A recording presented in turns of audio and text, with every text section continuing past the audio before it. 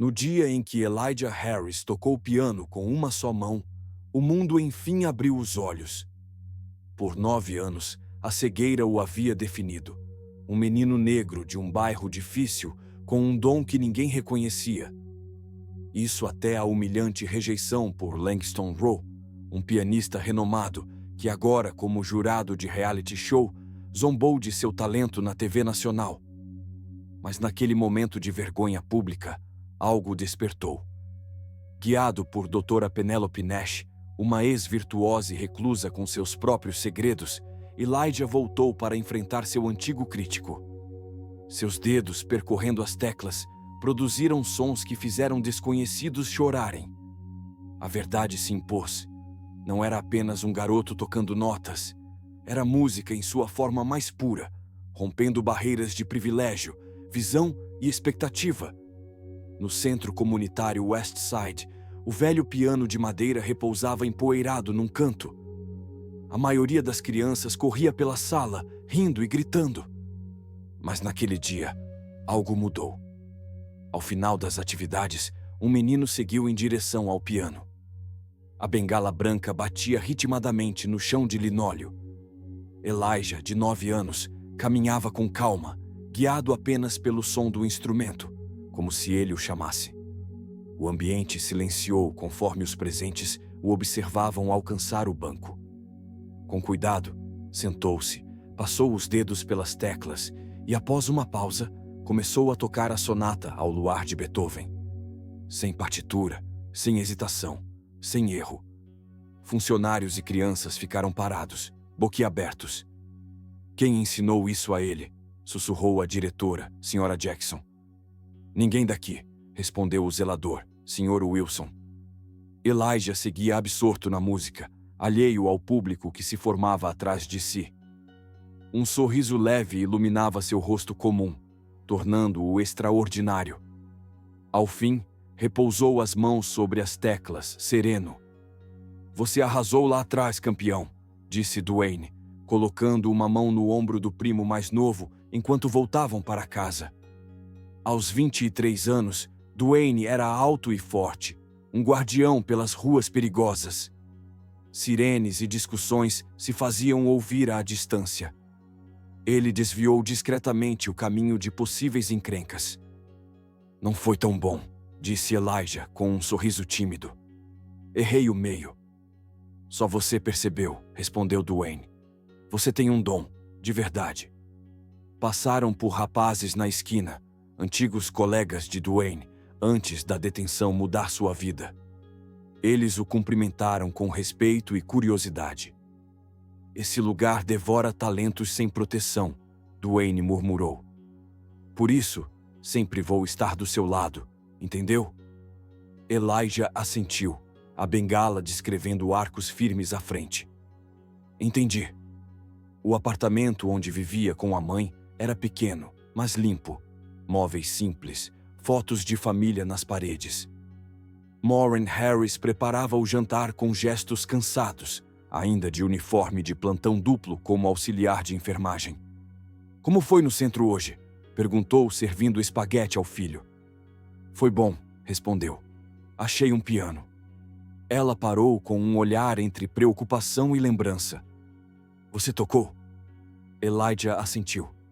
Só um pouquinho. Ela o observou comer com carinho e cansaço no olhar. Aos 34, Maureen parecia mais velha, os boletos vencidos empilhados na bancada. Fez a lição? Sim, senhora.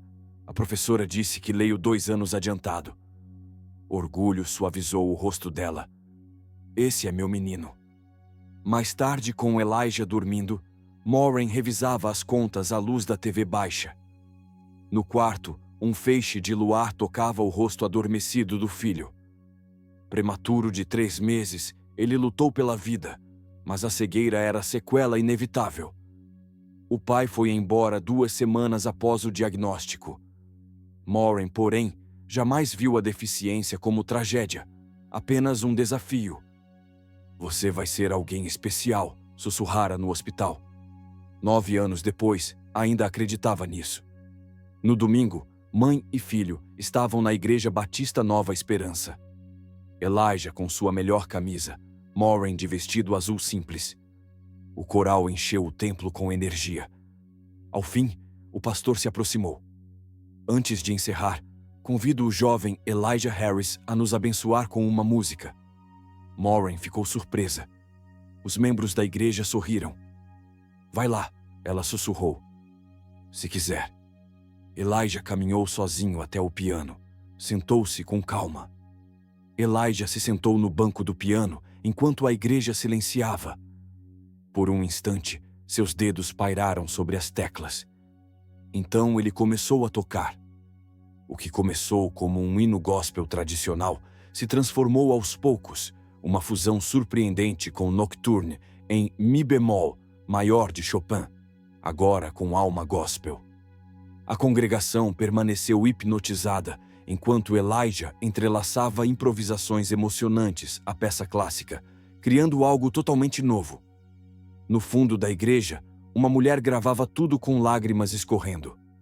Ao final, aplausos e améns explodiram no salão.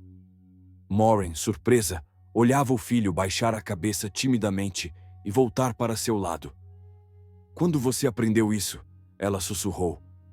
Elijah deu de ombros. Eu não aprendi, só ouvi. Naquela noite, a mulher da igreja postou o vídeo em suas redes sociais com a legenda: Esse menino cego vai tirar seu fôlego.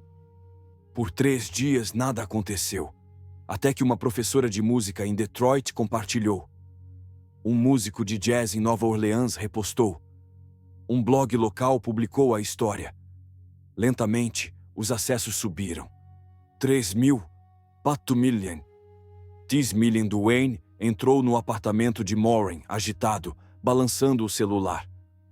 Você viu isso? Ele tá viralizando. Maureen, acabando de chegar de um turno de 12 horas, olhou confusa enquanto ele mostrava a quantidade de visualizações e comentários. Isso é um sinal, disse Duane. Ele precisa se inscrever naquele programa, Soundstage. Vai ter audição para crianças no mês que vem. De jeito nenhum, respondeu Maureen firme. Não é essa a vida que quero para ele. Esses programas destroem as pessoas. Mas pode ser a chance dele, a de vocês dois. A resposta é não, disse ela, encerrando a conversa. Não vou deixar fazerem espetáculo com meu filho. 2 semanas depois, Duane estava diante do computador, preenchendo a inscrição online. Soundstage. O próximo virtuose da América brilhava na tela. Ele parou no campo de autorização dos pais, respirou fundo e assinou o nome de Maureen. Desculpa, tia, mas alguém tem que dar uma chance para esse garoto. Ligou para velhos conhecidos. Um ex-motorista arranjou um terno. Outro, que trabalhava no varejo, conseguiu uma roupa legal para Elijah. Tudo se encaixou. Numa manhã de sábado, Duane apareceu no apartamento. Vou levar-o no Museu de Ciências. Tem uma exposição especial para crianças com deficiência visual. Maureen, exausta de outro turno, assentiu agradecida. Voltem para jantar. No carro, Duane contou a verdade. Estamos indo para a audição do Soundstage. Elijah empalideceu. Mas a mamãe disse não.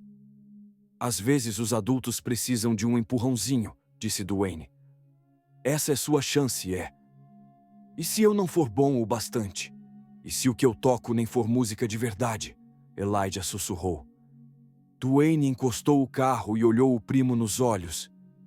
Se é suficiente para emocionar alguém, então é real. Ponto. Você tem algo especial. O mundo precisa ouvir. Elijah ficou quieto por um tempo. Depois assentiu. Tá bom. O Centro de Artes Marshall era imponente. Lá dentro, crianças vestidas com roupas caras seguravam partituras. Pais gritavam ao telefone. Tutores davam instruções finais. Duane se sentia deslocado no terno emprestado enquanto guiava Elijah pela multidão. Olhares curiosos o seguiam. O menino cego com bengala e seu primo que claramente não pertencia àquele mundo. Número 127, chamou uma assistente de produção. Somos nós, respondeu Duane. Me acompanhem, O painel já está pronto. Ela olhou brevemente para a bengala de Elijah antes de guiá-los ao auditório. Elijah apertou o braço de Dwayne. Tô com medo. É assim que você sabe que importa, ele respondeu. Agora vai lá e mostra para eles o que é música de verdade. As portas se abriram, luzes fortes, um piano de cauda brilhando no palco. E os jurados sentados, observando. O próximo candidato é Elijah Harris, 9 anos, de Oakwood Heights, anunciou a apresentadora com um sorriso exagerado. Na mesa de jurados, Langston Rowe se inclinou. Aos 63, ainda era imponente. Cabelos prateados, terno impecável, olhar afiado. Ex-pianista lendário, agora usava seu prestígio para julgar sem piedade, como dizia, separar o joio do trigo. O que você vai tocar para nós, jovem? Perguntou a jurada Marianne Collins, com voz gentil. Elijah hesitou, segurando firme a bengala. Eu não sei exatamente. Normalmente só toco o que sinto. Um murmúrio percorreu o público. Nos bastidores, Dwayne fechou os olhos, frustrado por Elijah não ter seguido o combinado. Langston ergueu as sobrancelhas. Você não sabe? Isso aqui é uma competição, não um parquinho de improviso. Eu entendo, senhor, respondeu Elijah, com voz baixa mas firme. Mas prometo tocar algo bom. O terceiro jurado, James Wilder, sorriu. Bom, agora fiquei curioso. Vamos ouvir. Um assistente ajudou Elijah a se sentar ao piano. Ele deixou a bengala de lado, ajeitou-se no banco e pousou os dedos sobre as teclas. Por um momento, ficou imóvel. Dwayne prendeu a respiração. Então os primeiros acordes de Rondo alla Turca, de Mozart, ecoaram. Lentamente, Elijah encontrou o ritmo. À medida que ganhava confiança, o tempo acelerou e a emoção transbordou. No meio da peça, fez uma transição natural para Georgia on My Mind, de Ray Charles, fundindo a estrutura clássica com alma e improviso. O resultado foi algo único e inesquecível. Soulful Blues. A plateia reagiu, surpresa e encantada. Para finalizar, Elijah mudou novamente, tocando uma peça original de jazz fusion, com ritmos complexos que faziam suas pequenas mãos voarem sobre o teclado. Quando ele tocou o último acorde, o auditório explodiu em aplausos. James Wilder se levantou, e Marianne Collins levou a mão ao peito, visivelmente emocionada. Apenas Langston Rowe permaneceu impassível, aplaudindo lentamente, de forma calculada, como se quisesse cortar o entusiasmo com água fria. Bem, disse Marianne sorrindo, acho que acabamos de presenciar algo extraordinário. Talento notável, concordou James. Você tem um dom natural, garoto. Langston pigarreou, e o silêncio tomou conta da sala. O que temos aqui, disse com voz fria e precisa, é um exemplo de pura repetição. Memória impressionante, sem dúvida, mas memória não é arte. Falta disciplina, técnica. Isso é uma colagem de sons copiados, sem compreensão da estrutura ou da emoção. Truques de salão, não música de verdade. Dwayne se enrijeceu nos bastidores, enquanto o rosto de Elijah perdia o brilho. Tenho que discordar, disse Marianne, firme. Esse menino tem um talento nato extraordinário. Talento sem treino não vale nada, cortou Langston. E acho que o que estamos reagindo mesmo é a novidade. Uma criança cega tocando piano. Que inspirador. A palavra transbordava sarcasmo. Mas esta competição é sobre excelência musical, não histórias comoventes. James se inclinou à frente. Vamos votar, então? Meu voto é sim, sem dúvida. Sim, também, disse Marianne, com convicção. Você tem um dom lindo, Elijah. Todos se voltaram para Langston. Ele suspirou teatralmente. Receio que meu voto seja não. E como as regras dizem, é preciso unanimidade para avançar à próxima fase. Um silêncio chocado pairou no auditório. Elijah permaneceu imóvel no piano, o rosto confuso e ferido. Obrigado pelo seu tempo, disse Langston friamente, já fazendo anotações. Duane correu até o palco, o rosto tenso, contendo a raiva. Ajudou Elijah a se levantar e entregou sua bengala. Você foi incrível, sussurrou. Nunca se esqueça disso. Enquanto saíam do palco, a voz de Langston ecoou no microfone. A cegueira não é desculpa para a mediocridade. A plateia ofegou. Um assistente correu para desligar o microfone, mas o estrago já estava feito. Elijah abaixou os ombros como se tivesse levado um golpe. Na manhã seguinte, o vídeo viralizou, não como o momento inspirador que Duane esperava, mas como um ponto de polêmica. O garoto cego prodígio virou tendência junto com o cancelamento de Langston Rowe. Alguns defenderam Elijah, dizendo que os comentários foram cruéis e discriminatórios. Outros ficaram do lado do famoso pianista, alegando que os padrões não devem ser rebaixados. Um blogueiro popular, Jay Real, publicou uma crítica feroz. Quando decidimos que esmagar o espírito de uma criança é entretenimento, Langston Rowe não fez uma crítica. Ele humilhou em público, e todos assistimos. Duane lia os comentários com crescente angústia quando o telefone tocou. Era Moran. Ele atendeu com o coração apertado. Antes que diga qualquer coisa, começou ele. Como você pôde? A voz de Moran tremia de raiva e mágoa. Pelas minhas costas, usando meu filho como atração de circo. Eu só queria ajudar, Duane protestou. Você precisava ver ele tocando, tia. Todo mundo ficou de pé. Eu vi o vídeo, ela o interrompeu. Vi meu filho ser destruído por aquele homem, enquanto o mundo assiste e comenta. Tem ideia do que você fez? Duane não teve resposta. Fique longe de nós por um tempo, Moran disse, exausta. Não consigo nem olhar para você agora. Nos dias seguintes, Elijah se fechou completamente. O piano do centro comunitário ficou em silêncio. Em casa, passava horas no quarto, ouvindo música nos fones, mas sem tocar uma nota. Ele não fala sobre o que aconteceu, contou Moran ao pastor Lewis, que foi visitá-los. É como se algo tivesse se apagado dentro dele. Na sala, Elijah estava sentado no sofá, imóvel, voltado para a janela, embora não pudesse ver a luz da tarde. E se ele estiver certo? Elijah perguntou de repente, quando o pastor sentou ao seu lado. E se eu for só uma máquina de cópias e não um músico de verdade? Filho, Deus não faz máquinas de cópias, respondeu o pastor com doçura. Ele faz originais. Sempre fez. Sempre fará. Elijah assentiu, mas a dúvida já havia se enraizado, como trepadeiras sufocando sua confiança. Naquela noite, enquanto Moran mexia no correio, encontrou um envelope estranho. Papel grosso, creme, sem remetente. Apenas o nome e endereço deles, escritos com letra elegante. Dentro, um bilhete manuscrito.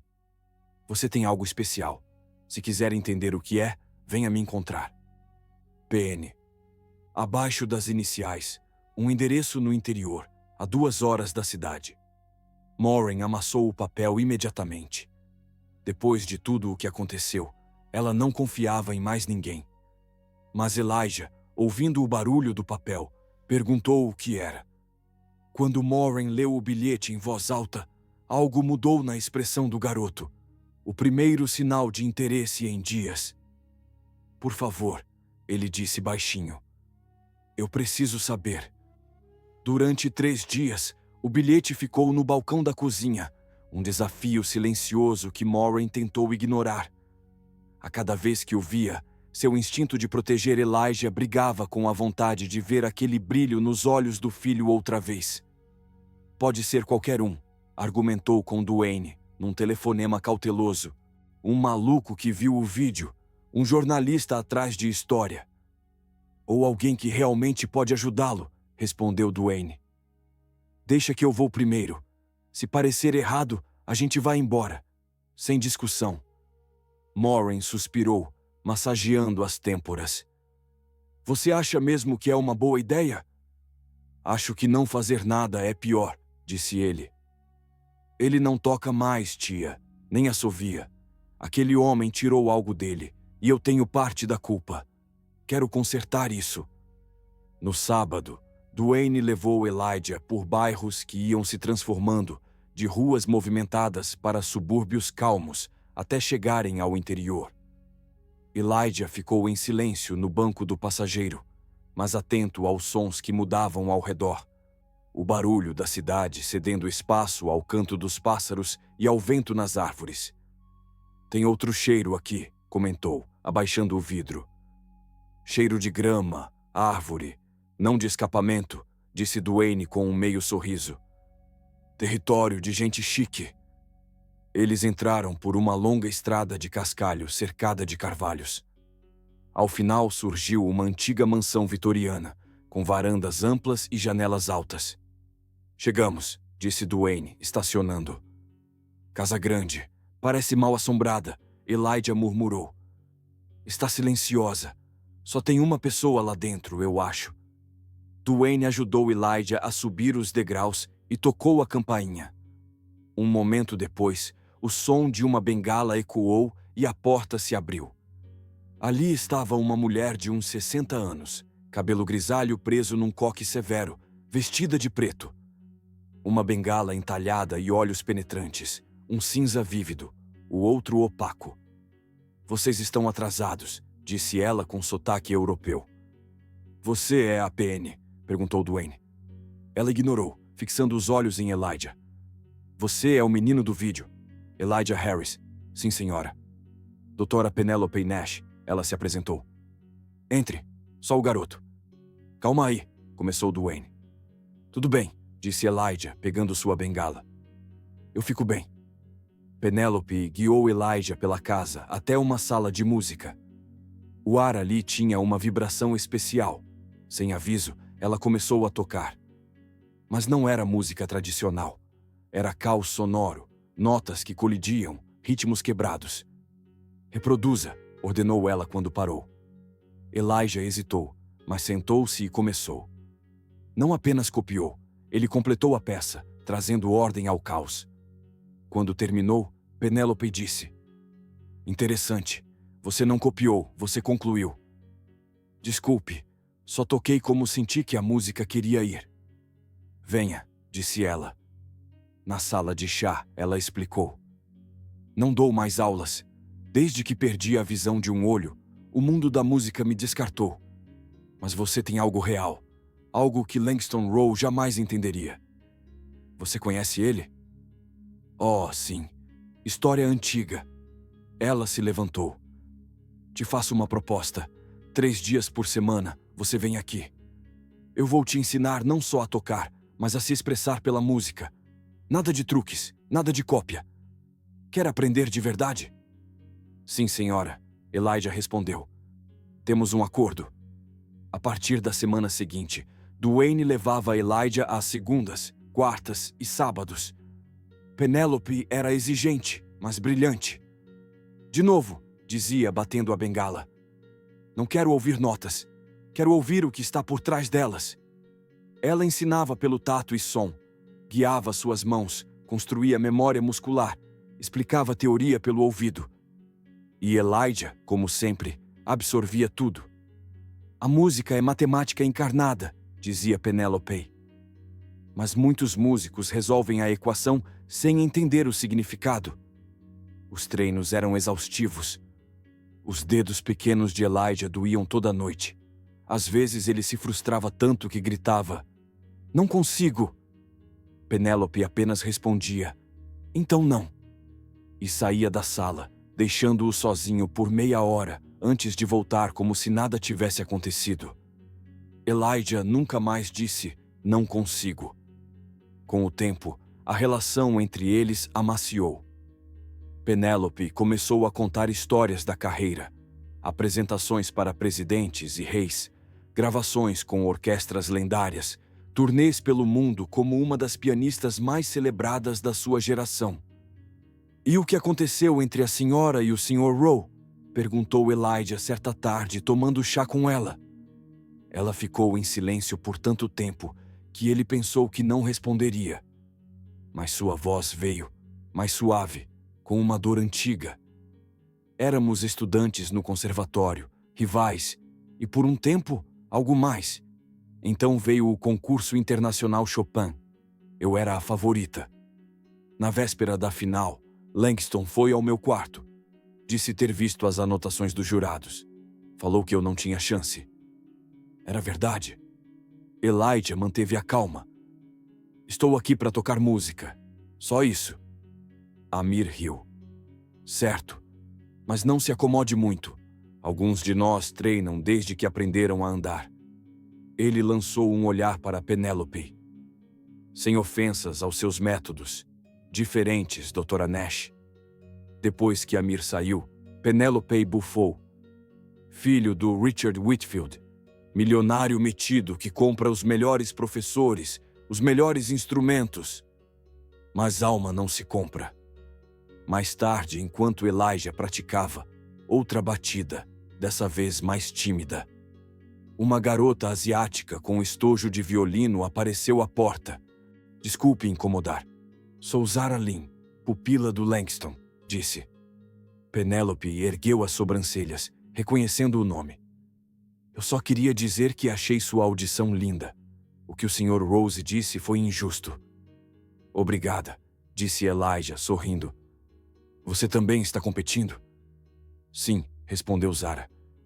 Mas não vim comparar nada. Só queria te conhecer. Sua música é diferente. Diferente bom ou diferente ruim? Perguntou Duane. Diferente real, respondeu ela. Preciso ir. O Sr. Rose não gosta que a gente fale com concorrentes. Depois que Zara saiu, Penélope refletiu. Langston sempre gostou de manter os alunos isolados, assim é mais fácil controlá-los. O treinamento de Elijah ficou ainda mais intenso. Penélope o fazia tocar vendado, com móveis rearranjados, ensinando-o a se guiar por sons e memória espacial. Colocava sons ambientes, ruas, vozes, panelas, enquanto ele tocava, para prepará-lo contra distrações. Em competição, qualquer coisa pode acontecer, dizia ela. Você tem que tocar através de tudo. Os exercícios mais desafiadores eram os emocionais. Penélope pedia que Elijah pensasse em memórias específicas, o riso de Duane, o suspiro cansado da mãe, o silêncio da madrugada, e então tocasse não o que ouvira, mas o que sentira. No início ele teve dificuldade, mas aos poucos encontrou uma nova linguagem. Pessoal, intensa, verdadeira. Isso, disse Penélope após uma peça inspirada na mãe de Elijah, é o que Langston nunca terá. Ele toca notas, você toca vida. Nos bastidores, Langston começou a agir. Equipamentos de Elijah falhavam misteriosamente. Horários de apresentação eram trocados. Boatos se espalhavam sobre favoritismo e falta de talento. Na véspera da apresentação ao vivo, Duane ouviu dois técnicos comentarem. O Rowe quer esse garoto fora, tá bagunçando o programa. Parece pessoal. Tudo é pessoal com o Rowe, Duane contou a Penélope. Devemos tirar Elijah da competição. E deixar o Langston vencer de novo? O olho bom de Penélope brilhou. Nunca. Chegou o dia da apresentação ao vivo. Tema: luz e sombra. Os bastidores estavam caóticos. Elijah se preparava em silêncio, fazendo padrões com os dedos. Confie no seu ouvido, não na memória, orientou Penélope. Um assistente apareceu. 5 minutos, Elijah. Você entra depois do Amir. No monitor viram Amir tocar. Técnica perfeita. Mas, como Penélope observou, sem emoção. Notas perfeitas. Vazio perfeito. Elijah foi conduzido ao palco. O público silenciou. As câmeras focaram. 3 jurados o observavam. Entre eles, Langston Rowe. Elijah sentou-se e respirou fundo. Chamou sua peça de encontrando luz na escuridão. E desde o primeiro acorde, ficou claro. Aquilo não era uma apresentação comum de piano clássico. A exploração da tonalidade menor evocava sua vida de limitações, e a peça de Elijah gradualmente evoluía, incorporando elementos de jazz, gospel e, finalmente, uma melodia exultante que parecia alcançar um horizonte invisível. Quando as últimas notas desapareceram, um breve silêncio tomou conta da sala. Então, a audiência irrompeu em aplausos, muitos se levantando de seus lugares, com o som ecoando pela sala. A juíza mulher enxugou as lágrimas dos olhos, enquanto o terceiro juiz acenou com a cabeça em aprovação. Apenas Langston permaneceu sentado, expressão neutra enquanto anotava no seu bloco de pontuação. O apresentador se aproximou com um microfone. Foi extraordinário, Elijah. Pode nos contar sobre sua peça? É sobre ser cego, Elijah disse, simples. Não como uma tragédia, mas como uma forma diferente de ver, encontrando luz em lugares inesperados. Os juízes comentaram. Os dois primeiros elogiaram generosamente. Quando foi a vez de Langston, ele tossiu, relutante. Tecnicamente melhor, reconheceu, mas fundamentalmente egoísta. A música deveria transcender a circunstância pessoal, não se afundar nela. Nota: 3 de 10. Um murmúrio de incredulidade se espalhou pela plateia. Os outros juízes estavam chocados, mas as regras da competição impediam qualquer contestação. Nos bastidores, Duane estava furioso. 3, você está brincando? A plateia estava de pé, disse Penélope, tranquila. Nunca seria uma competição justa, mas apenas começamos. A competição se intensificou. Elijah continuava a receber ovacionado de pé, enquanto Langston dava notas extremamente baixas. Outros competidores reagiam de maneiras diferentes.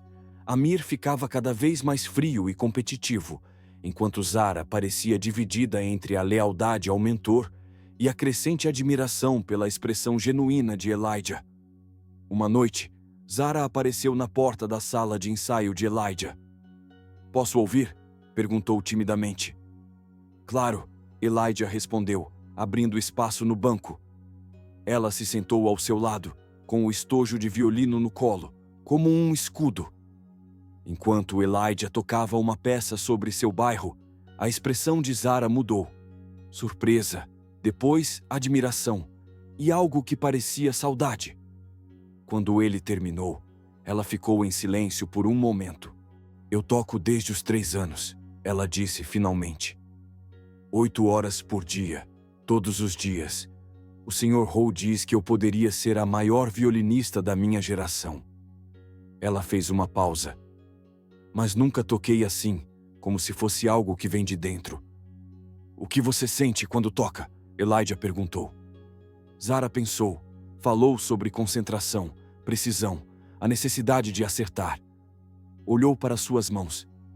"Não é alegria, não como você."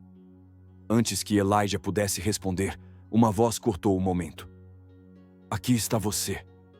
Langston Rowe estava na porta, seu rosto tenso de desagrado. "Procurei você em todo lugar, Zara. Perdeu nossa prática marcada." "Desculpe, Sr. Rowe", ela disse rapidamente, levantando-se. "Perdi a noção do tempo." "De fato." Ele olhou de Zara para Elijah e voltou para ela. "Vamos conversar depois. Vamos." Quando ela se foi, Penélope saiu de uma sala adjacente, onde ouvira tudo.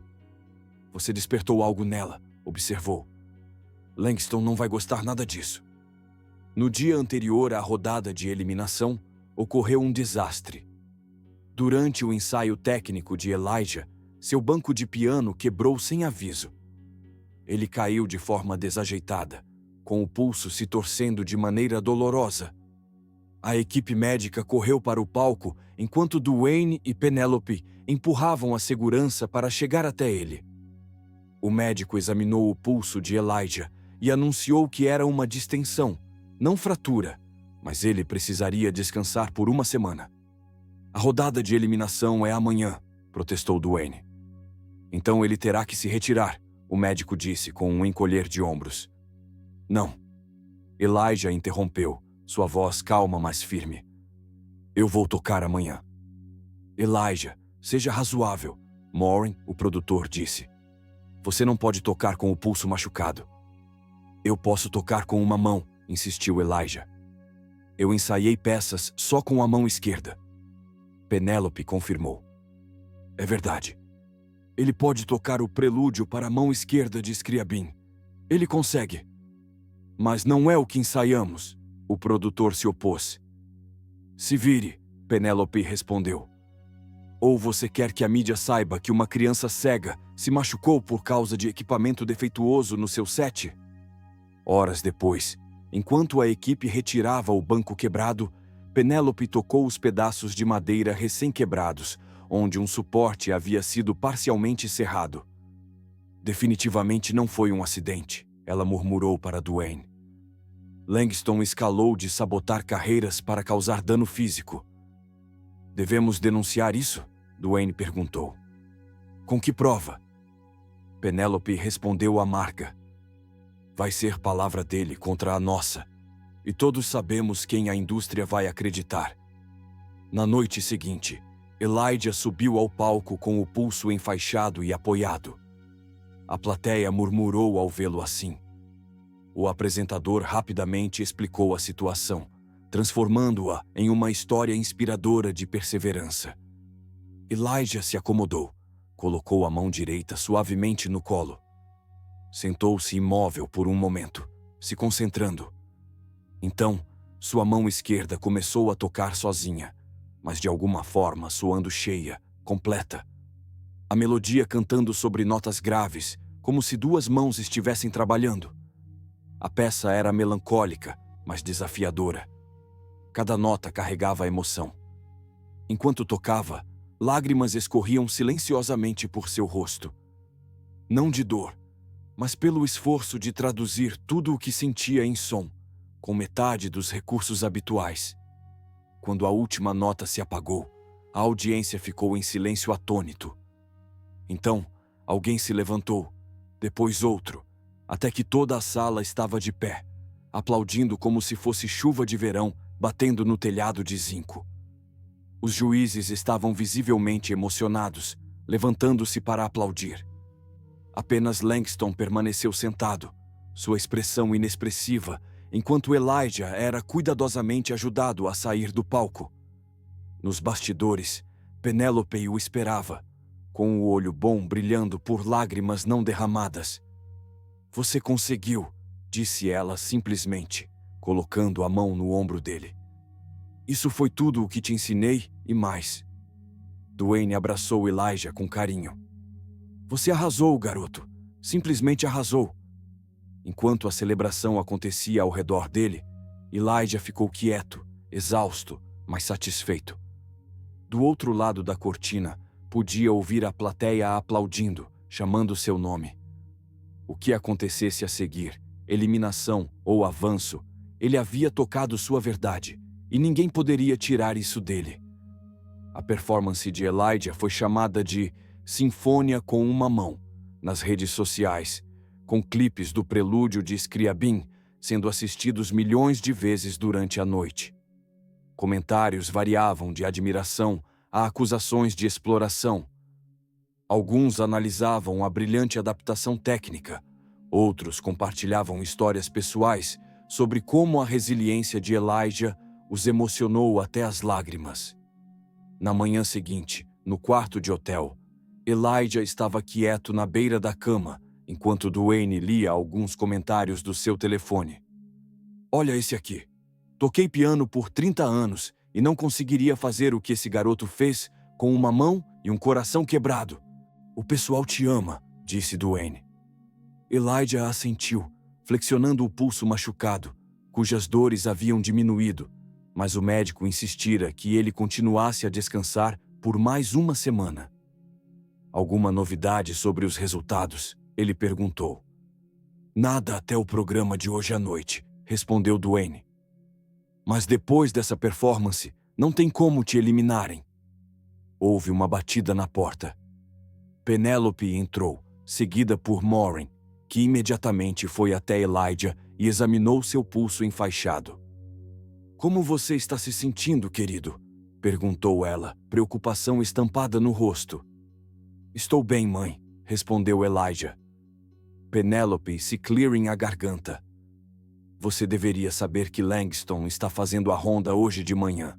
Ele tem uma aparição no Morning Beat daqui a 20 minutos", Duane xingou baixinho. "O que esse cobra está aprontando agora?"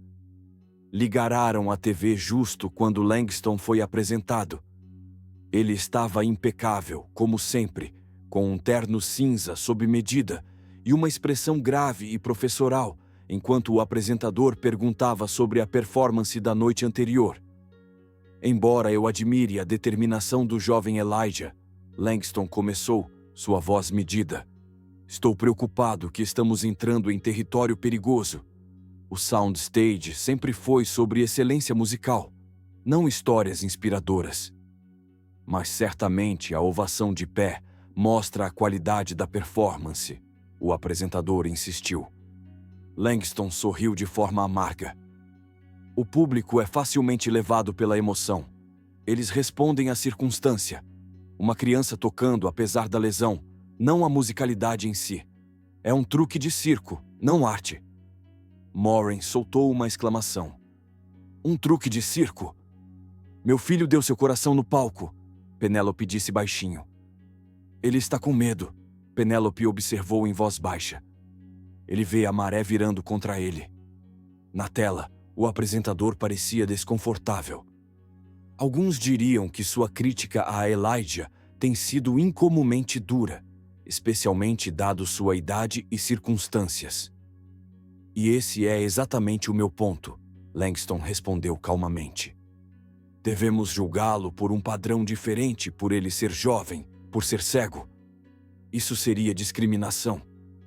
Eu o respeito o suficiente para mantê-lo nos mesmos padrões rigorosos que qualquer outro músico." A entrevista seguiu, com Langston se posicionando como a voz da integridade artística contra o sentimentalismo. Quando terminou, um silêncio pesado tomou conta do quarto do hotel. "Será que as pessoas vão acreditar nele?" Elijah perguntou finalmente. "Algumas vão", Penélope admitiu. Langston construiu sua reputação como o guardião da pureza clássica por décadas. Ele tem seguidores que pendem de suas palavras. "Mas outros não vão", Duane disse firmemente. "Pessoas reconhecem a autenticidade quando a ouvem." Não tinha se passado muito tempo quando o telefone de Duane começou a vibrar com notificações. Drill postou uma resposta afiada à entrevista de Langston, com comparações lado a lado das pontuações de Langston, para performances tecnicamente similares de Elijah e outros competidores.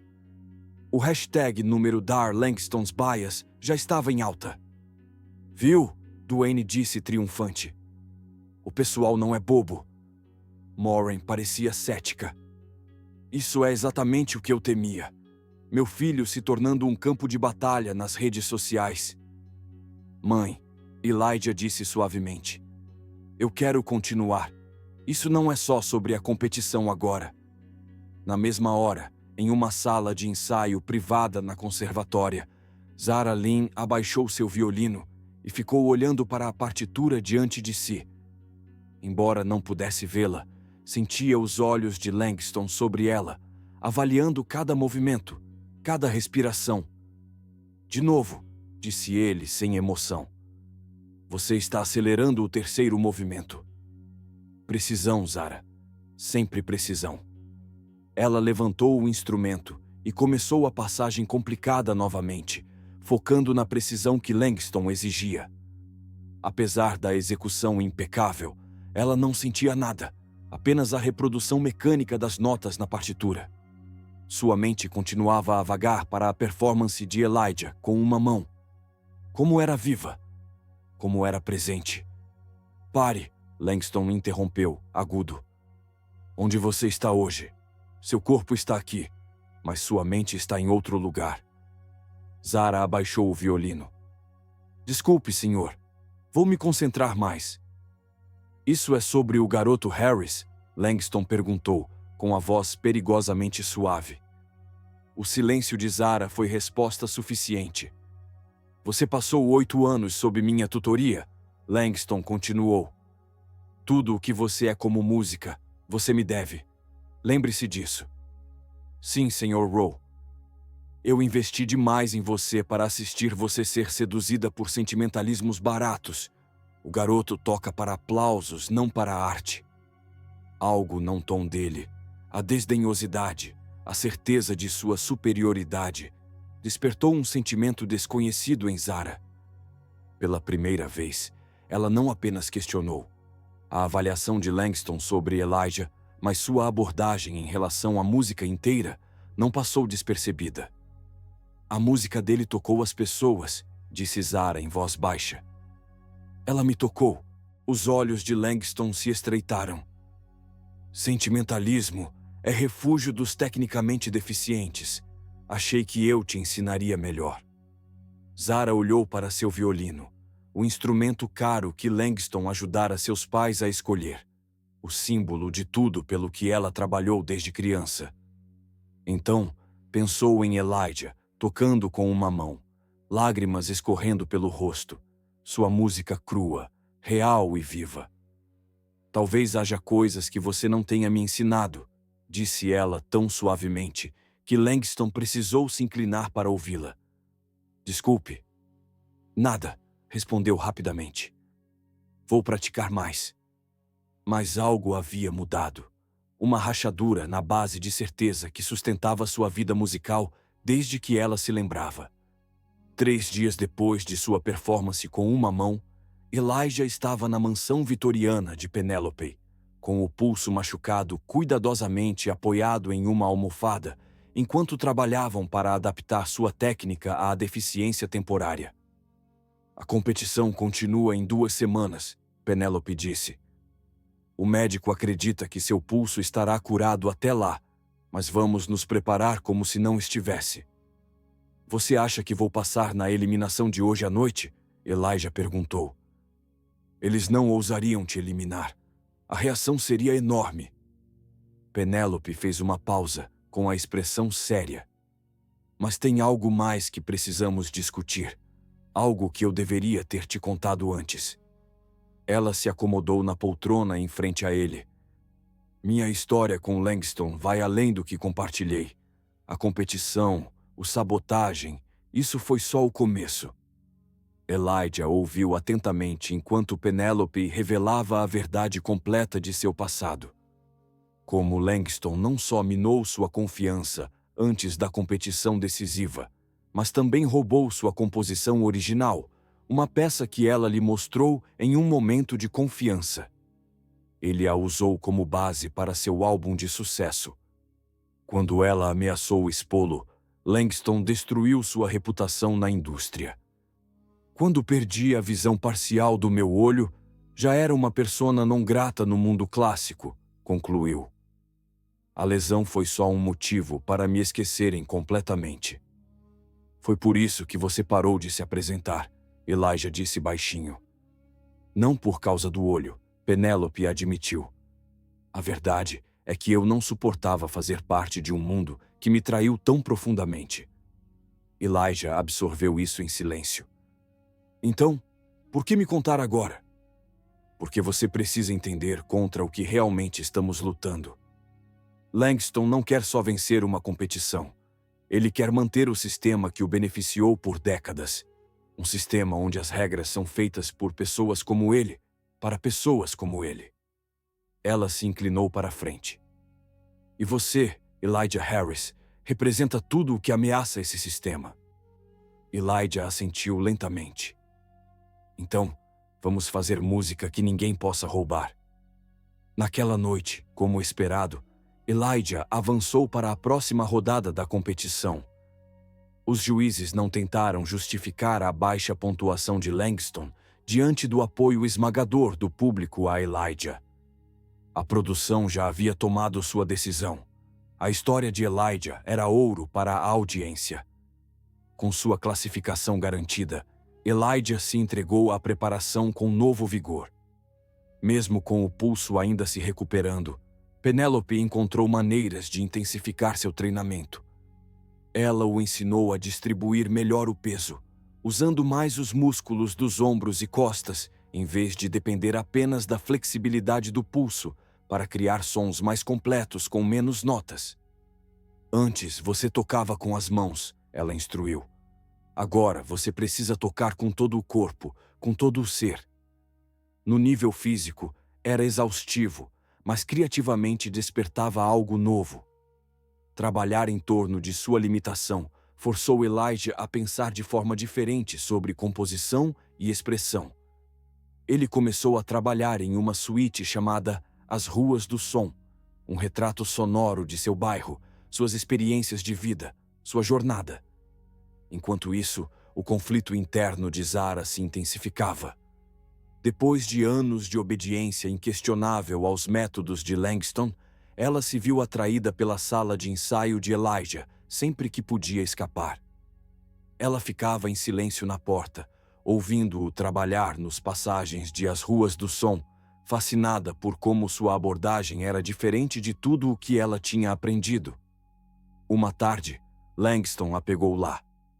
Seu rosto escureceu enquanto a puxava para o lado. "Isso termina agora", ele sibilou. "Você é minha aluna. Você representa o meu legado." "Eu só estava ouvindo", Zara protestou. "Lixo", Langston retrucou. "Ruído indisciplinado e autoindulgente. Isso é o que você aspira? Tocar para as plateias baratas?" Algo se rompeu em Zara. Anos de sentimentos reprimidos, frustração, dúvida, sufocamento criativo se cristalizaram naquele momento. "Ele toca com o coração", ela disse, encarando Langston diretamente. "Quando foi a última vez que você fez isso, Sr. Rowe? Quando foi a última vez que tocou sem calcular cada efeito da nota na sua reputação?" Langston recuou como se tivesse levado um tapa. "Você me ensinou a tocar piano", Zara continuou, com a voz mais firme. "Mas Elijah me ensinou a ouvir." Ela desabotoou o pequeno emblema dourado da Academia de Langston em seu peito e colocou-o em sua palma. "Estou me retirando da sua orientação." Enquanto Zara se afastava de Langston, outro competidor estava se desmoronando. Amir Whitfield observava, cada vez mais alarmado, enquanto a popularidade de Elijah crescia. Filho de um gerente de fundo de hedge que investiu milhões em sua carreira musical, Amir foi criado para acreditar que a excelência era produto de privilégio e oportunidade. O talento bruto de Elijah desafiava tudo o que ele acreditava sobre sua própria superioridade. Durante um ensaio técnico, Amir se aproximou de Elijah nos bastidores, sua compostura normalmente perfeita visivelmente abalando. "Você acha que é especial", disse ele, a voz tensa de raiva. "O prodígio cego. Você transformou essa competição numa festa de pena." Elijah permaneceu calmo. "Eu só estou aqui para tocar música, Amir. Você está aqui para fazer os outros parecerem sem coração." Amir se irritou. "Como se fôssemos os vilões na sua história inspiradora. Bem, eu trabalhei demais para deixar um caso de caridade. Tire os holofotes de mim." Amir empurrou Elijah, não com força suficiente para machucá-lo, mas o suficiente para fazê-lo perder o equilíbrio. Um assistente de palco se interveio, afastando um espelho enquanto continuava a gritar. "Mr. Rowe está certo sobre você. Você é uma fraude, um truque." O incidente foi rapidamente contido, com os produtores avisando Amir de que outra explosão significaria desqualificação. Mas o dano já estava feito. A notícia se espalhou pela produção, acrescentando mais drama aos bastidores e na frente das câmeras. À medida que o perfil de Elijah crescia, as demandas sobre seu círculo íntimo também aumentavam. Duane, que coordenava a agenda de Elijah e servia como seu gerente não oficial, recebeu uma ligação inesperada de um programa de apoio a jovens em Atlanta. Eles estavam impressionados com o trabalho dele com Elijah e ofereceram-lhe um cargo permanente para trabalhar com adolescentes em risco na educação musical. Era a oportunidade de uma vida, um trabalho estável, fazendo algo significativo, uma chance de impactar outros jovens da mesma forma que ele ajudou seu primo. Mas isso significaria sair no momento mais crítico da jornada de Elijah. Duane passou dias ponderando sobre a decisão, sem compartilhar a oferta com ninguém. Na noite antes de precisar dar sua resposta, Elijah percebeu que algo estava errado. "Você está quieto hoje à noite", observou enquanto Duane o levava de volta ao hotel após o ensaio. "Só pensando nas coisas", Duane respondeu vagamente. "É sobre o trabalho em Atlanta?" Duane quase desviou o carro da estrada. "Como você sabe?" "Eu te ouvi ao telefone", Elijah admitiu. "Você deveria aceitar." "Eu não posso te deixar agora", Duane protestou. "Não com tudo o que está acontecendo." "Você já fez o suficiente", Elijah disse com firmeza. "Você acreditou em mim quando ninguém mais acreditava. Você me trouxe até aqui. Agora eu preciso aprender a ficar de pé por conta própria." "E o Langston? Toda a pressão." "Eu tenho a Penélope. Eu tenho minha mãe. E agora eu tenho a mim mesmo." Elijah sorriu. "Você me ensinou isso." A conversa aliviou um pouco a culpa de Duane, mas a decisão ainda pesava sobre ele. A competição entrou em sua fase mais intensa, e as táticas de Langston estavam se tornando cada vez mais desesperadas. Em seu escritório particular nos Soundstage Studios, Langston Rowe enfrentava o produtor executivo do programa, com uma pilha de recortes de imprensa sobre Elijah espalhada na mesa. "Isso já foi longe demais", Langston disse friamente. "A competição se tornou uma zombaria." "O público discorda de você, Langston", respondeu o produtor. "Os telespectadores estão investidos nesta história. Eles estão assistindo a um espetáculo, não a uma competição de música. E você está deixando isso acontecer porque vende publicidade. Isso não é justo. O garoto tem talento genuíno." "O garoto", Langston interrompeu, "é um pianista medíocre sendo elevado, além de suas habilidades, por circunstâncias que não têm nada a ver com música. E você sabe disso." O produtor se recostou na cadeira. "O que exatamente você está pedindo?" "Quero que ele saia", Langston disse sem rodeios. "Antes da semifinal." "Isso não é possível. Os números de votação." "Eu não me importo com os números de votação." A voz de Langston adquiriu um tom perigoso. "Eu sou o rosto deste programa há 5 temporadas. Minha reputação, minha experiência é a razão pela qual o público confia nos resultados. Se você deixar essa farsa continuar, eu vou embora." O produtor o observou atentamente. "Você quebraria o seu contrato." "Me tente", Langston respondeu. "E depois explique ao seu conselho como perdeu o único juiz com credibilidade no mundo clássico." A ameaça pairou no ar entre eles. Finalmente, o produtor falou. "Eu não posso simplesmente eliminá-lo sem causa. A reação seria catastrófica." "Então encontre uma causa", Langston disse simplesmente. "Esse é o seu trabalho, não é?" A tarefa da semifinal foi anunciada com grande alarde. Cada competidor deveria compor e executar uma peça original de 5 minutos, contando a história de quem eram. Para Elijah, parecia quase perfeito. As ruas do som, a suíte que ele estava desenvolvendo com Penélope, poderia ser adaptada para se encaixar exatamente nos requisitos. "Este é o seu momento", Penélope disse durante a sessão de preparação. "Tudo pelo que trabalhamos." O pulso de Elijah havia sarado o suficiente para que ele pudesse tocar com as 2 mãos novamente. Embora ainda usasse uma órtese leve para apoio, ele trabalhou incansavelmente, refinando e polindo sua composição até que cada nota se sentisse essencial, cada frase autêntica. 3 dias antes da apresentação da semifinal, o desastre veio de uma direção inesperada.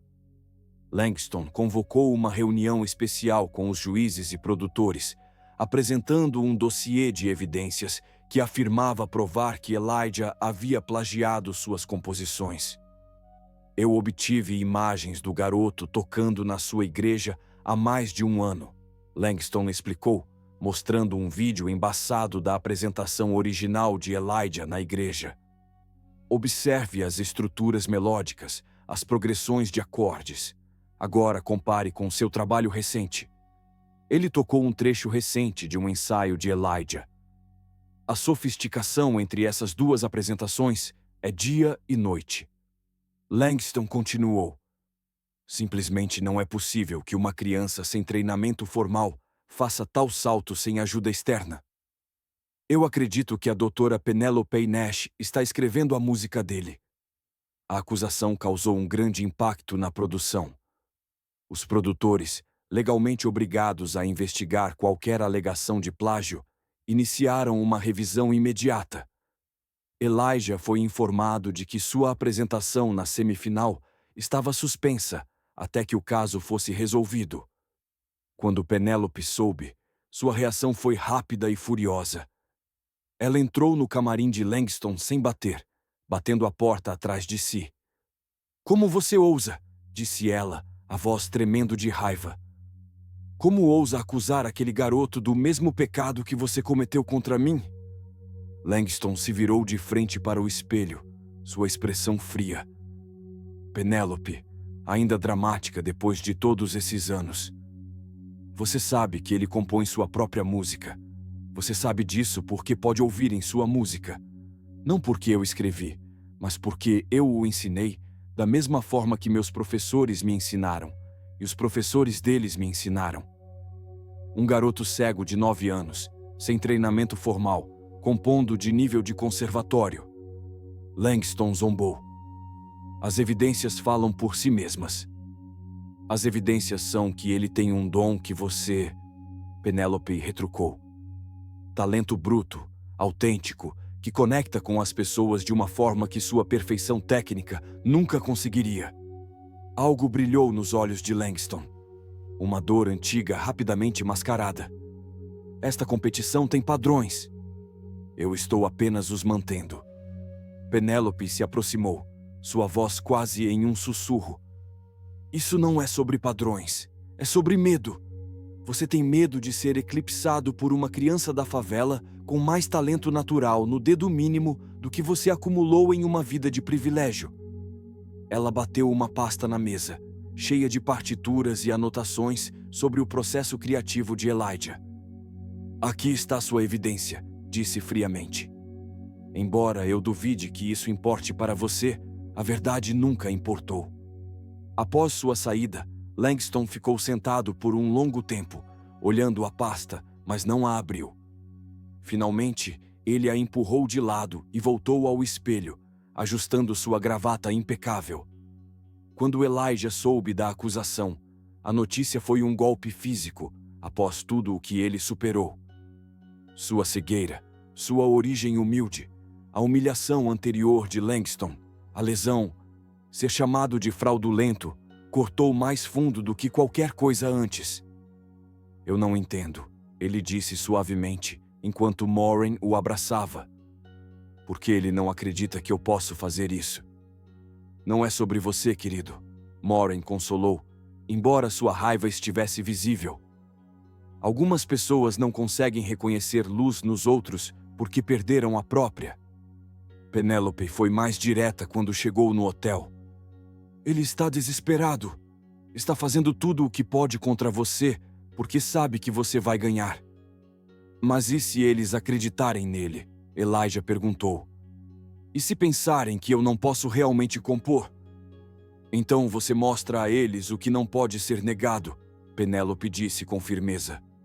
"Você vai lá e toca algo tão inconfundivelmente seu que ninguém poderá questionar sua origem." Enquanto planejava a resposta à acusação, uma visitante inesperada chegou. Zara Lynn, segurando um caderno com nervosismo, mas determinada.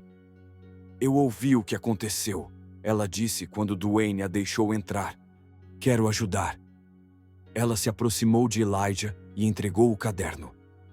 Estas são minhas composições, ideias com as quais tenho trabalhado secretamente, coisas que Mr. Rowe nunca aprovaria. Nunca mostrei a ninguém. Sua voz suavizou. Isso não é pena, é passar a tocha adiante. Elijah tocou as páginas. Obrigado, Zara, mas eu preciso fazer isso sozinho. Eu sei, ela respondeu. Só queria que soubesse que você não está sozinho. Existem outros que acreditam no que você faz, no que você representa. Depois que ela saiu, o clima na sala mudou sutilmente, lembrando Elijah que sua luta tinha implicações além de sua jornada pessoal. A investigação dos produtores se arrastou por 2 dias tensos. O blog de Drill manteve a pressão pública com atualizações regulares e questões sobre o momento das acusações de Langston. As evidências de Penelope sobre o processo composicional de Elijah foram revisadas por especialistas independentes. Finalmente, na manhã da semifinal, os produtores anunciaram sua decisão. Elijah poderia se apresentar.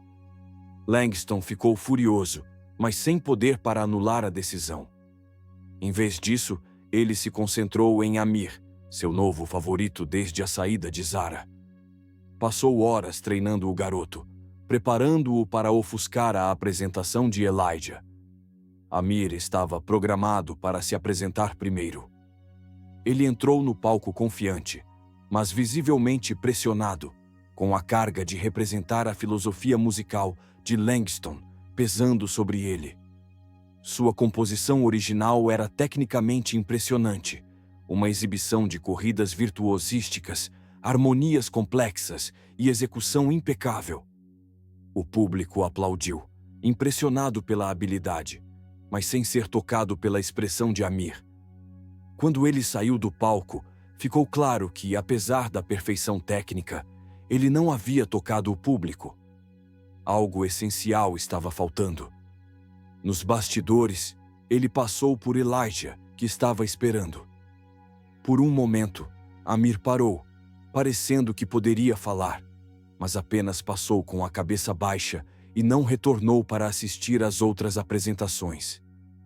Mais tarde, naquela noite, ele se retiraria oficialmente da competição, deixando uma nota breve, alegando razões pessoais. Então, foi a vez de Elijah. A voz do anunciador parecia vir de longe quando o conduziram até o piano. A controvérsia sobre sua participação criou uma atmosfera elétrica no auditório.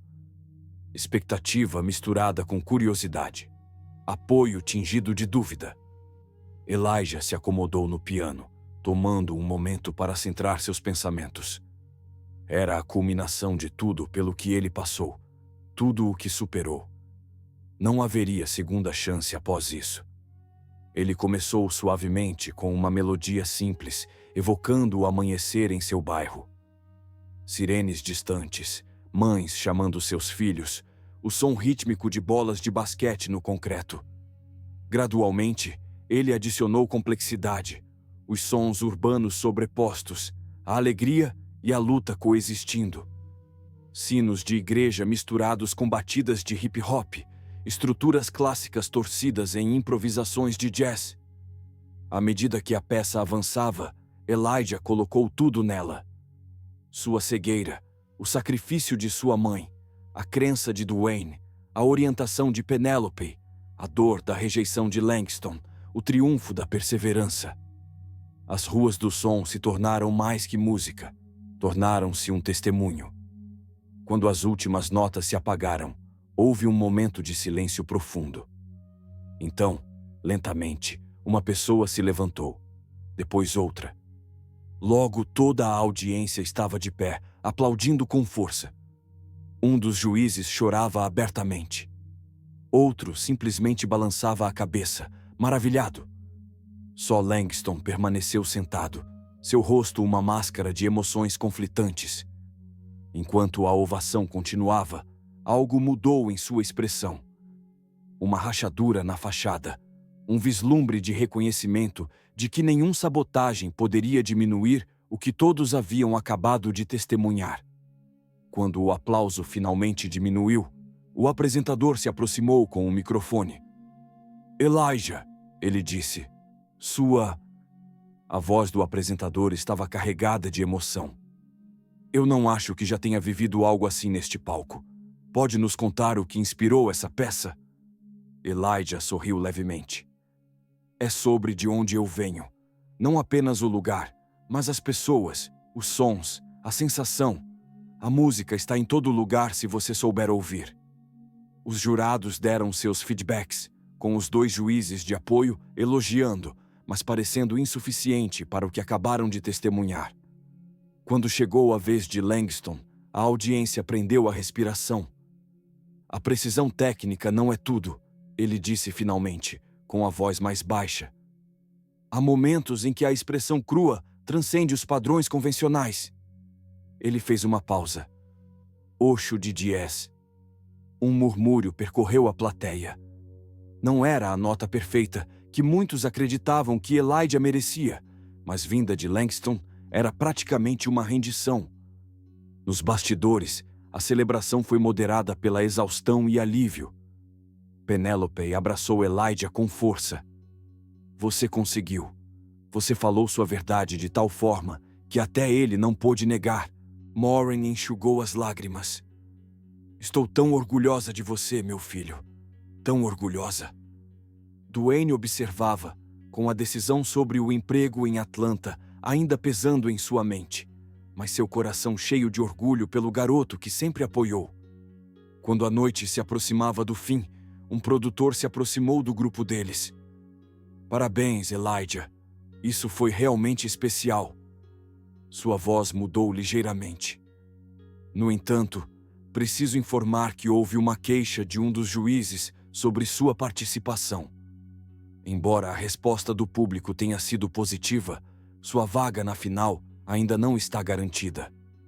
As palavras caíram como uma pedra em água parada, com ondas de choque se espalhando pela equipe de Elijah. Depois de tudo, da performance inesquecível, da ovação de pé, até mesmo do reconhecimento relutante de Langston, eles ainda enfrentavam resistência. Por quais motivos? Penélope perguntou. O produtor pareceu desconfortável. Não posso dizer. O comitê de competição revisará e dará a decisão final pela manhã. Quando ele se afastou, Duane xingou baixo. Langston, ele não vai desistir. Min colocou o braço ao redor de Elijah. E agora? Elijah ficou quieto por um momento, processando essa nova reviravolta. Então, surpreendentemente, um pequeno sorriso apareceu em seus lábios. Agora, esperamos, disse ele calmamente. A música já foi tocada. Está lá fora. Ninguém pode tirar isso de nós. Nesse momento, em meio às sombras do palco onde ele havia exposto sua alma, Elijah Harris parecia mais velho do que sua idade. Uma criança que enfrentou rejeição, dúvida e dor e de alguma forma transformou tudo isso em algo belo. Qualquer coisa que viesse a seguir, ele já tinha vencido a batalha que mais importava. A notícia da queixa de Langston se espalhou durante a noite. Pela manhã, Let Elijah Play estava em alta nas redes sociais em todo o país, com celebridades, músicos e ex-vencedores do programa se unindo ao protesto. As contas sociais do programa foram inundadas com comentários exigindo transparência. 3 patrocinadores já haviam contatado a rede com preocupações sobre a associação de suas marcas.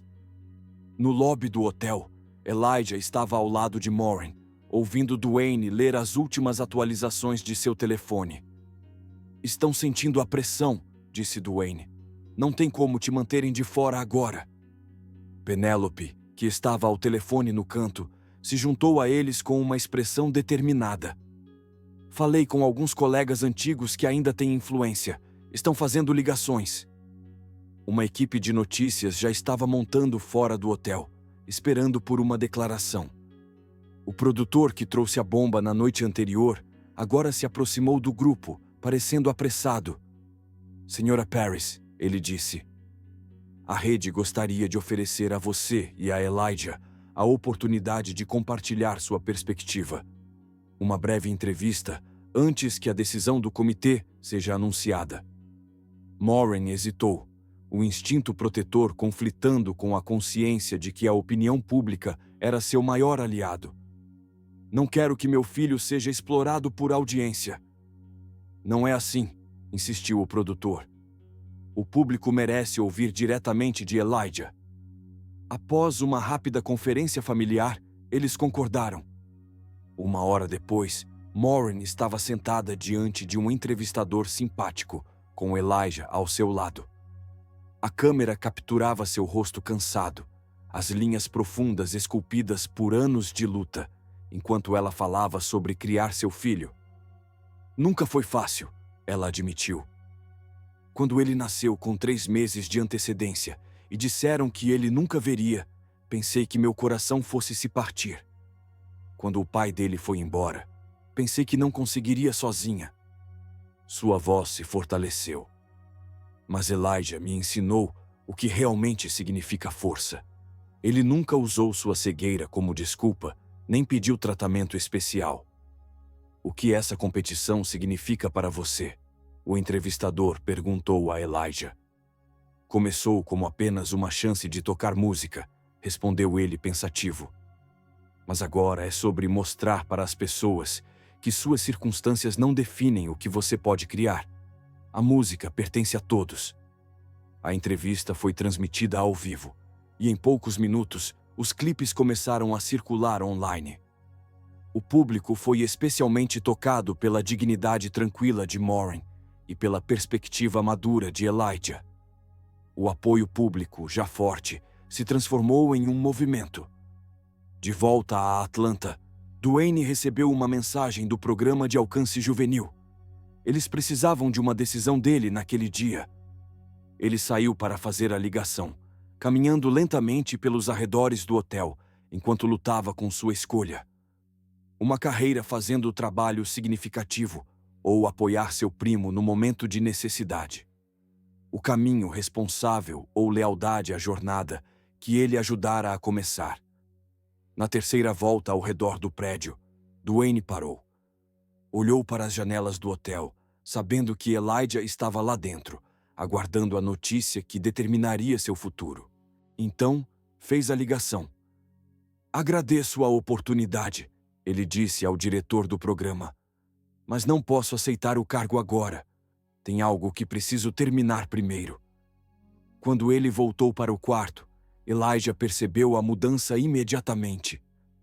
Você recusou o emprego. Por enquanto, Dwayne confirmou.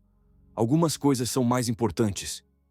Enquanto tocava, Elijah criou uma paisagem sonora que permitia à audiência experimentar o mundo como ele via, através do som, do toque e da percepção do coração. A peça atingiu um clímax de beleza tão transcendental que parecia suspender o tempo antes de se resolver em uma conclusão suave e pacífica. Quando a última nota se apagou, o silêncio foi profundo. Então, veio o aplauso, começando devagar e depois explodindo em uma ovação de pé que durou minutos.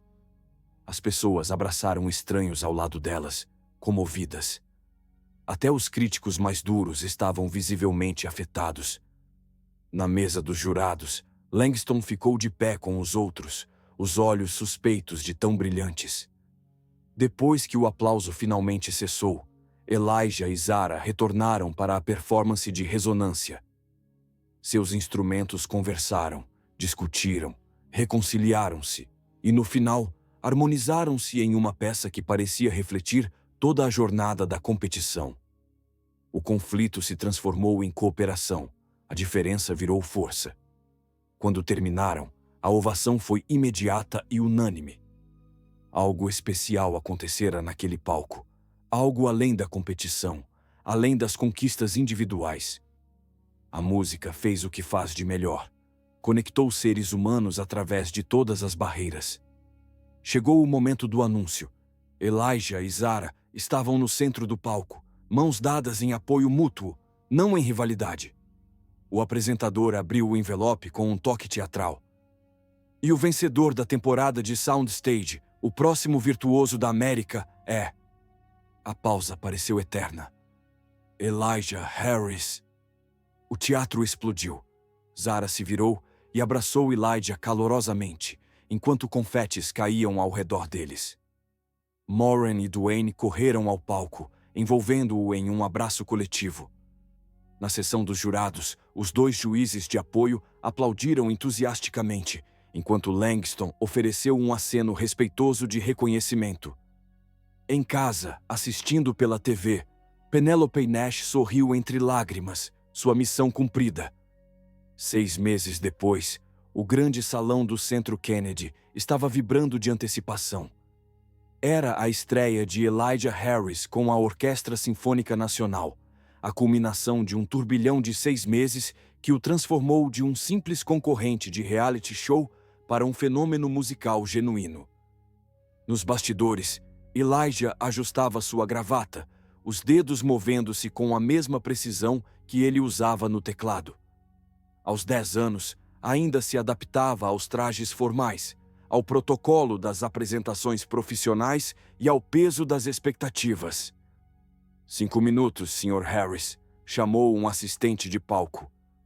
Moran, elegante em um simples vestido de noite fornecido por um dos novos patrocinadores de Elijah, apertou sua mão. Pronto, filho. Pronta, mãe? Seu sorriso estava confiante, mas ainda infantil. O Duane já chegou? Acabou de chegar. O voo de Atlanta foi atrasado.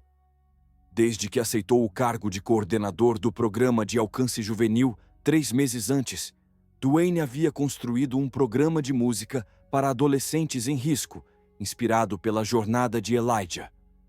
Ele viajou para todas as principais apresentações de Elijah, mantendo o vínculo que iniciou tudo. Enquanto Elijah se preparava para subir ao palco, seu telefone vibrou com mensagens de apoio de Zara em Viena, onde ela fora aceita no prestigiado conservatório de J.R. Real, cujo blog se expandiu para uma plataforma de mídia defendendo a acessibilidade às artes, e de ex-concorrentes e novos amigos feitos ao longo do caminho. Notavelmente ausente estava qualquer mensagem de Langston Rowe, que havia se aposentado do Soundstage após a final e se retirado da vida pública. Circulavam rumores sobre uma crise de nervos, uma crise de saúde ou simplesmente uma confrontação tardia com seu passado. Seja qual for a verdade, ele havia desaparecido do cenário musical que antes dominava. Em Tóquio, 3 meses depois, Elijah se apresentou para uma audiência esgotada no Suntory Hall. Aos 12 anos, Zara Lynn estava na primeira fila, tendo ajustado sua turnê europeia para coincidir com as datas japonesas de Elijah. Eles mantiveram a amizade, realizando ocasionalmente sua música em dueto, Resonance, em eventos beneficentes. Após a apresentação, se encontraram para um chá no lounge do hotel, comparando anotações sobre suas carreiras em rápida evolução. Paris no próximo mês? Perguntou Zara. Então, Cidade do Cabo, confirmou Elijah. Você ainda está com o programa de Viena? Sim, mas estou tomando um caminho diferente do esperado, respondeu Zara, mexendo o chá pensativamente. Agora estou mais focada em educação, ensinando crianças de origens não tradicionais, por causa do que aconteceu conosco, em parte. Ela sorriu. Você mudou mais do que apenas minha forma de tocar, sabia? Mudou como eu vejo o propósito da música. Enquanto conversavam, o telefone de Zara tocou com uma notificação. Sua expressão mudou enquanto lia. O que foi? Perguntou Elijah. Um ex-aluno do Sr. Rose acabou de postar algo interessante, ela disse lentamente. Aparentemente, ele está financiando uma nova escola para músicos com deficiência de forma anônima. Mas a notícia vazou. Elijah absorveu isso silenciosamente, lembrando-se da estranha conversa que teve com Langston na noite antes da final. Fico feliz, disse ele finalmente. Todo mundo merece uma segunda oportunidade. De volta aos Estados Unidos, o caminho de Amir Whitfield tomou um rumo inesperado. Após sua abrupta retirada da competição, ele desapareceu da cena pública por vários meses. Quando reapareceu, não foi no circuito de competições, mas como voluntário em um centro de música para a comunidade carente. Uma tarde, uma carta chegou ao escritório de gestão de Elijah, escrita à mão em papel de luxo.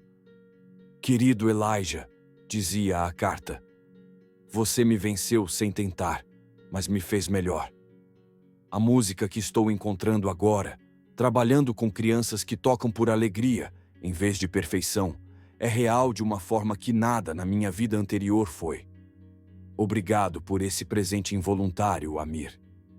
Enquanto isso, Penelope Nash recebeu um convite surpreendente para retornar ao mundo musical como juíza, compositora e professora na Juilliard. A oferta era prestigiosa, validando tudo o que ela um dia sonhou. Antes da traição de Langston e sua própria retirada, ela recusou. "Já deixei minha obra-prima lá fora", disse ela ao presidente da diretoria, apontando para um jornal com a última conquista de Elijah. "Algumas coisas não podem ser melhoradas." Em vez disso, ela se concentrou no ensino privado, aceitando um número reduzido de alunos com talentos e circunstâncias especiais, crianças que, como Elijah, poderiam ter sido ignoradas. Em uma noite fria de outono, um ano após a competição, Elijah retornou à Igreja Batista New Hope.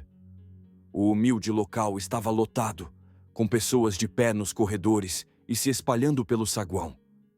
Apesar das ofertas para se apresentar em grandes catedrais e salas de concertos pela cidade, ele insistiu que esse concerto, uma arrecadação para a educação musical em comunidades carentes, fosse realizado onde sua jornada começou. Ao caminhar até o piano, um silêncio caiu sobre a congregação. Entre eles estava a mulher que havia gravado seu primeiro vídeo viral, com o celular na mão novamente. Ao lado dela estava Duane, que havia voltado de Atlanta para o fim de semana. Maureen observava da primeira fila, seu rosto refletindo o orgulho e a preocupação eterna de mãe. Para seu filho, no centro das atenções, Elijah ajustou o microfone ao lado do piano. "Hoje à noite, quero tocar algo novo para vocês. Chama-se Braille no Céu, e é sobre como eu vejo o mundo. Não com os olhos, mas com o coração, o som e o sentimento." Seus dedos tocaram as teclas e as notas familiares encheram a igreja. Mas algo estava diferente. A peça evoluíra, amadurecera, tornando-se mais profunda nos anos após a competição. Agora, ela trazia ecos de suas viagens, novas experiências, horizontes mais amplos. Enquanto tocava, os rostos na audiência refletiam a jornada que haviam testemunhado. De um pequeno menino no piano de um centro comunitário empoeirado a um jovem artista que capturou a imaginação do mundo. A mulher com o celular gravava entre lágrimas, assim como fez na primeira manhã de domingo. Nos meses seguintes, a estrela de Elijah continuou a brilhar. Ele se apresentou ao redor do mundo: Tóquio, Paris, Cidade do Cabo, Sydney, sempre retornando às suas raízes. Entre as turnês internacionais, deu concertos gratuitos em centros comunitários, ensinou oficinas para crianças com deficiência visual e colaborou com músicos de várias gerações e estilos. O programa juvenil de Duane prosperou, expandindo para 3 novas cidades. Usando a história de Elijah como inspiração, ele criou oportunidades para jovens talentosos de bairros carentes desenvolverem seus dons. Maureen finalmente deixou seu exaustivo trabalho como auxiliar de enfermagem para gerenciar os assuntos cada vez mais complexos de Elijah. Em um momento tranquilo entre os concertos, ela disse a ele: "Você não mudou só a sua vida, mudou a minha." "Fizemos isso juntos, mãe," ele respondeu, a sabedoria em sua voz jovem, refletindo tudo o que haviam conquistado. 5 anos após a competição que iniciou tudo, um Elijah mais velho, Aos 14 anos, estava sozinho no palco vazio. Seu corpo cresceu. Seu rosto começava a mostrar a transição de criança para jovem homem. Seus dedos, mais longos agora, repousavam suavemente nas teclas de um piano de cauda. O auditório estava silencioso. O público já havia partido após mais uma apresentação bem-sucedida. Nesses momentos privados após os shows, Elijah costumava tocar apenas para si mesmo. Música muito pessoal, muito experimental para programas formais. Ele respirou fundo, centrando-se no espaço acústico perfeito. Silêncio. Depois, uma única nota. O começo de algo completamente novo. Não as ruas de som ou o braille no céu, mas uma composição ainda em formação, ainda se tornando, assim como ele. À medida que as notas se desdobravam no auditório vazio, carregavam a essência de sua jornada. A dificuldade e a vitória, a dúvida e a certeza, a escuridão e a luz. Mas acima de tudo, carregavam a verdade que ele descobriu ao longo do caminho, que às vezes a música mais bonita vem daqueles que ouvem o mundo de forma diferente. O som se expandiu, preenchendo o espaço com possibilidades, com futuros ainda por serem escritos. E quando o último acorde se dissolveu em silêncio, Elijah sorriu, pronto para o que vier pela frente. Você já se perguntou que música maravilhosa estamos perdendo porque estamos muito ocupados olhando em vez de realmente ouvir? Este é o presente que Elijah Harris nos dá a todos. Uma lembrança de que as visões mais poderosas podem vir daqueles que veem o mundo de forma diferente.